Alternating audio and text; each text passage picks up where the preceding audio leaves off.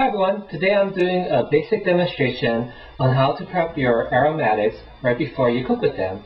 Aromatics are really great for bringing a lot of flavor and smell to your cooking, which is why we call it aromatics. Right here in my hand is the most basic one for Italian cooking. It's the garlic. For Asian cooking we use a lot of ginger root, of course. And then finally we have the onion, which is the basis for a lot of French cooking and all sorts of basic American cooking as well. So like I said, this is a very basic demonstration on how you prep them before you start cooking with them.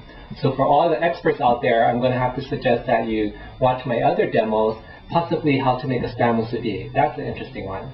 But for those of you who are just starting out, this will offer you some really easy tips so that you know how to start off your recipes on the right foot.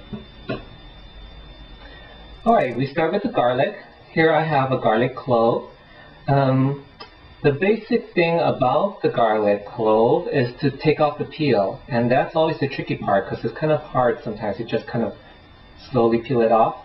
So what I usually do is I cut off the end here, and I think that's always the best tip to start things off, is to cut off the end part because it's sort of like the binding that keeps everything together. But once you cut that off, then it's easier to get everything off then. So you sort of get it under your knife and you just sort of press down. That sort of flattens it and then makes it easier to peel off because you sort of loosen the skin. And then you have your garlic clove, which now you can either slice very thinly, or you could basically just mince. Depending on what you needed for your recipe. When I put it in my pasta, I like to mince it really fine so that way no one can actually see it or bite into a big chunk when they're eating. Now, another thing I used to do to sort of peel a garlic clove, which is another trick I used to see Martin Yan do, is he used to get this really big cleaver and smack it down. But if you don't have a cleaver, what you do is get a cup. I'm using a measuring cup. Just use the base of the cup. So first of all, don't forget to cut off the bottom part because, like I said, that acts as your release because it doesn't keep everything bound together. Cut the bottom part off.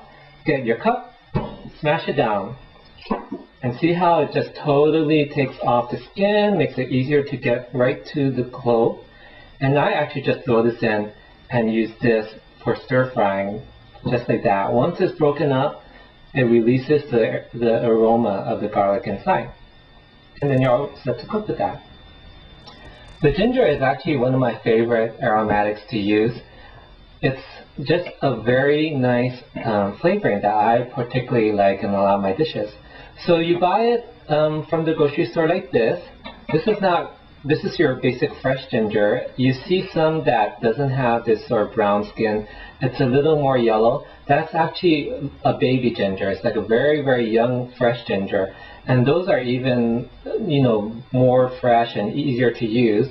But this is the basic ones that you'll see at the grocery store, as well as in the Asian stores. So to use this, you don't actually use all of this.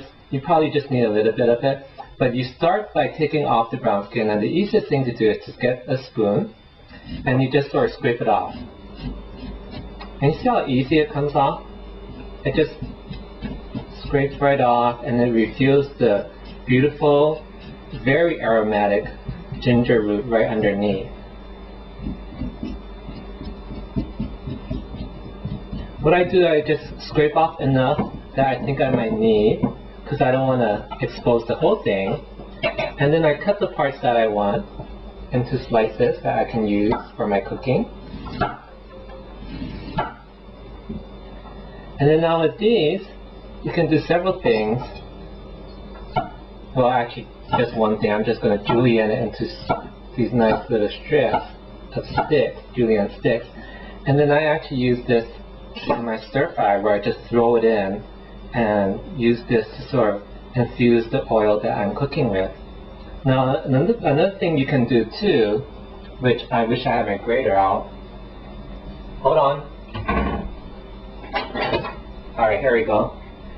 I have a grater, which is also really nice to use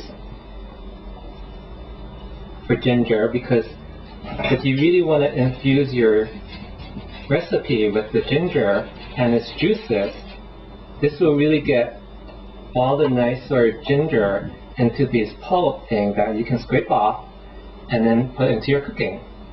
So this is sort of a nice handy little grater to use, a fine grater for something like a ginger root. So that's how you can start cooking with this. Alright, finally we're going to cook with our onions. So we want to prep that basically by just dicing it. And so here's the way I've seen it diced in almost all the Food Network shows that I've seen. You get your onion, you start by cutting off the top, and it's important to really know where the top is, and you think it'll be very obvious. This particular onion is really obvious because you see all the roots on it over here. So this will be the top. But sometimes some people accidentally, without thinking, would cut off the bottom part, and really that you need that to sort of keep everything held together to help you cut it easier. So just remember that the one with the little roots part is the bottom. This will be your top. I just cut off a little bit of it, like that. And then I just cut it in half. Now, usually for my recipes, this is a pretty big onion, so I'm not going to really use the whole thing. I just wrap up one half with some saran wrap or plastic wrap, and I put that in the refrigerator so I can use it for another recipe. So the half that I'm going to use, once I've cut it in half, I take off the outer skin, which we don't really need or want. So I just sort of peel that away. Sometimes if I'm in a big rush, I just take out the first layer because I'm not that big a fan of a lot of onion in my cooking, so if I get rid of some onion, I'm fine with that. So I take off like that layer, and then we expose this nice pearly white onion. Actually, this is a yellow onion. It's actually sweet onion, so it should be good for cooking. So we have this cut in half. Here's the bottom part.